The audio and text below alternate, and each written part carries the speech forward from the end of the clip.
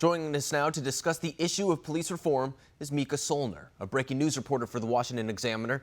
Mica, when we look at these two bills, what's happening in the Senate and the House, I kind of hate when they do this because it kind of complicates things. You know, I'm used to my 8th grade class where it starts in the House, Senate goes on that way. But when something like this happens, we see two different bills right now. Are there any major differences between those two pieces of legislation? Yeah, well, so the two bills are seeking, the same kind of police reform efforts, but there are major bills, especially when it comes to kind of the rollbacks of police legal protections that Democrats really want. That's one of the differences that Republicans really don't want to give. That is one of the things that would make it easier for citizens to seek damages against police officers that they have felt may have violated their constitutional rights, and would also make it easier to prosecute police officers. We're also seeing that Democrats are looking to establish a national database of police misconduct, and Republicans are kind of taking that approach a little bit differently. And again, unlike Democrats, Republicans do not want to ban no-knock warrants.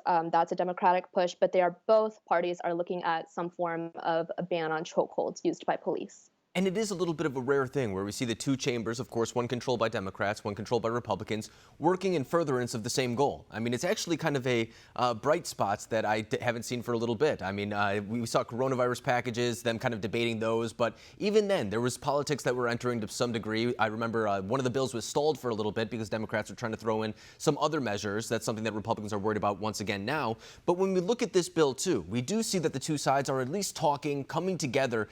Is that a sign that maybe there will be some progress made when it comes to police reforms?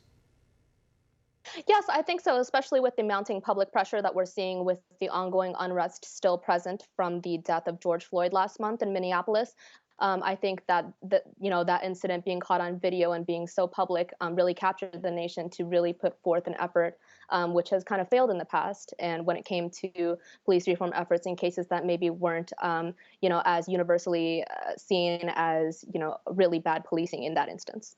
Yeah, and that's a really good point because it goes to show you that maybe the American people do have a little bit more say in what happens in Capitol Hill more than they'd like to think. I mean, this is one of those examples where we haven't talked about police reform for probably the past 3 years. I mean, the last time really this was a big issue was 2016, and now we see that there is public pressure and it is pushing these politicians to implement some sort of change. So in some degree, that is a little bit of a positive thing for, I'm sure, a lot of Americans to see. But we also see the White House taking some action too. The president signed an executive order earlier in the week on the very same topic. Now we see some maybe progress being made on Capitol Hill as well. Is the White House in line with what's going on right now among not only the House but the Senate as well?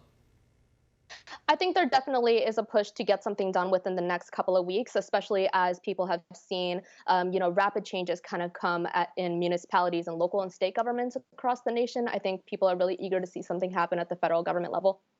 Yeah, and going along with that, too, we also hear some more, I would say, progressive lawmakers, Ilhan Omar, Representative Alexandria Ocasio-Cortez as well, that are saying that this needs to go a step further. We see what's happening in Minneapolis, for example, where the council there is deciding to basically do away with their police department and try to reinvent something new. That's something that they're really trying to say that they want to be transformative about.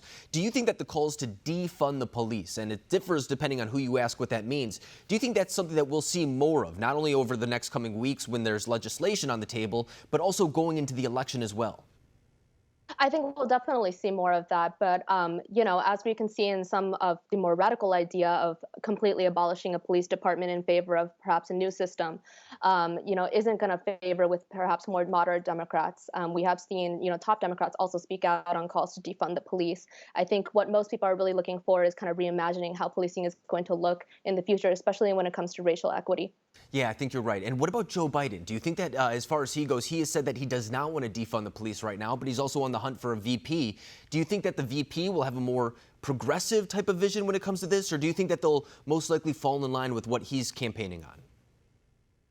I think it depends who ends up being his pick, but Yeah. I think there is some chance that he may be pushed a little bit further into what he's said before. But it really depends, how well he can also compromise across the aisle as well. Yeah, I think you're right, Mica, because even when we look at what happened in 2016, a big problem for the Clinton campaign is that progressives didn't come on board. And that's something right now that the Biden campaign is trying to really combat against because Bernie Sanders, for example, he had a lot of support in the primary. He, of course, didn't get the nomination, but they want to make sure that those Sanders supporters also come on board with what he's doing as well. But Mica Soellner, I really appreciate you coming on tonight and breaking down this issue. Thank you.